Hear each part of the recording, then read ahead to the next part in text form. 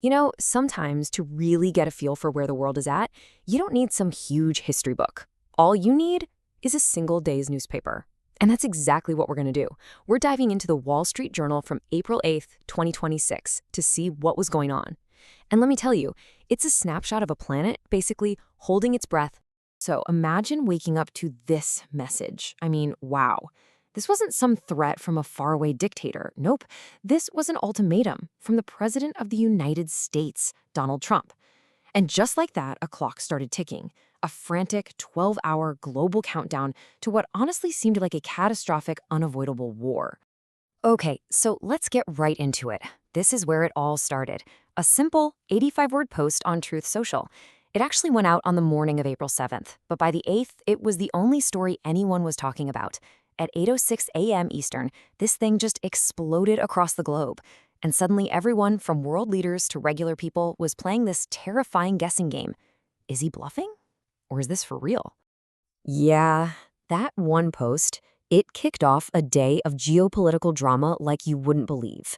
For the next 12 hours, the entire world was just watching and scrambling, trying to figure out how to stop a disaster, all because of one man's deadline. And that clock was just ticking and ticking and ticking. It was relentless.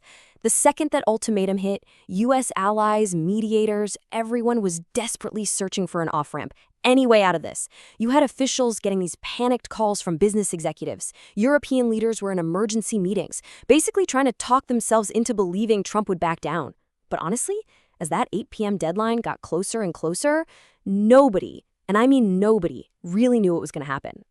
And these pictures, they really show you what was at stake here. This wasn't happening in a vacuum.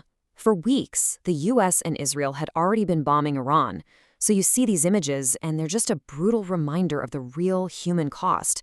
And now you've got this threat of a massive, maybe even civilization-ending escalation hanging over a country of 93 million people.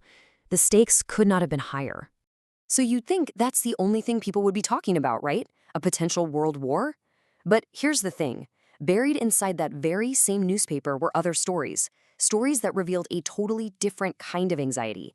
A deep-seated worry that was happening much, much closer to home. Yeah, if you flipped over to the business section, the headlines told their own scary story. You get this picture of a really fragile economy, one that felt like it was in no shape to handle the shock of another major war. The numbers were showing these little cracks, just starting to appear right under the surface. Take commercial real estate, for example. It was an absolute fire sale. I mean, look at this. A Chicago office building that once sold for almost $70 million, it just sold for $4 million. That's a markdown of over 90%. It's a huge red flag, a sign that the economy at home was already under a lot of stress, even before this threat of a new war started sending shockwaves through everything. And then you see stuff like this, which is really interesting. It points to this kind of hidden risk building up in the system. See, life insurance companies, they were looking for better returns, so they'd poured almost $1 trillion into something called private credit. That's basically loans that are happening outside of the normal banking world. And what was happening was this quiet boom that was piling up a ton of risk inside the very companies that millions of people count on for their future. And it wasn't just office buildings that were empty. The American workforce itself was actually shrinking. The percentage of working-age Americans who were either working or even just looking for a job, it hit the lowest point in almost 50 years, if you don't count the pandemic. A big part of it was an aging population, plus crackdowns on immigration. But the bottom line, this trend was pointing to a serious, long-term drag on the whole economy. But even with all this global tension and economic worry, the paper also had these stories.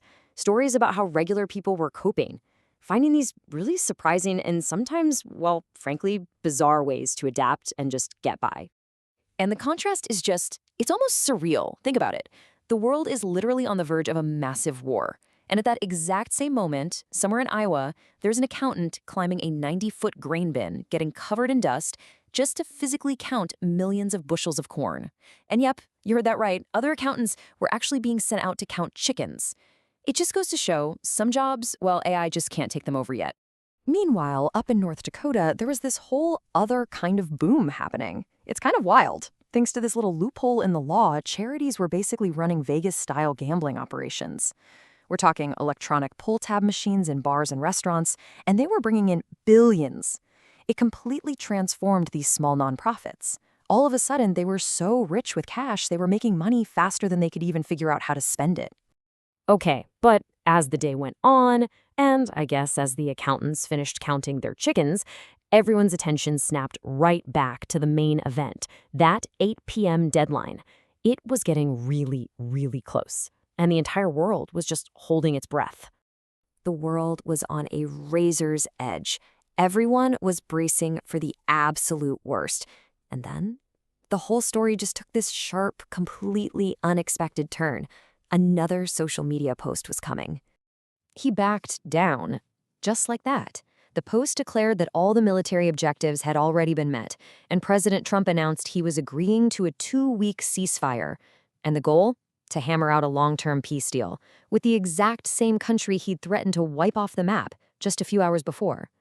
Unbelievable. And the markets? Whoa.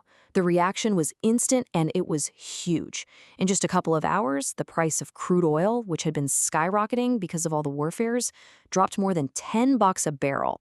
It was like you could almost hear this massive collective sigh of relief from the entire global economy, all expressed in dollars and cents. So, okay, the immediate crisis was over, but the peace, it was incredibly fragile. The whole deal hinged on Iran reopening the Strait of Hormuz, like, right away. But Iran came back almost immediately and signaled, no, we plan on keeping control of that vital shipping lane. So yeah, the world had stepped back from the cliff, but it was now standing on this super narrow, really shaky ledge. And that's what you get from one newspaper, from just one single day. It shows a planet just lurching between chaos and calm, between a struggling economy and these really weird booms. It's a snapshot of a world teetering on a knife's edge, caught between its absolute worst impulses and these last-ditch hopes for peace. So you have one day of total chaos, followed by one incredibly fragile peace. And it just leaves you wondering, what's the headline going to be tomorrow?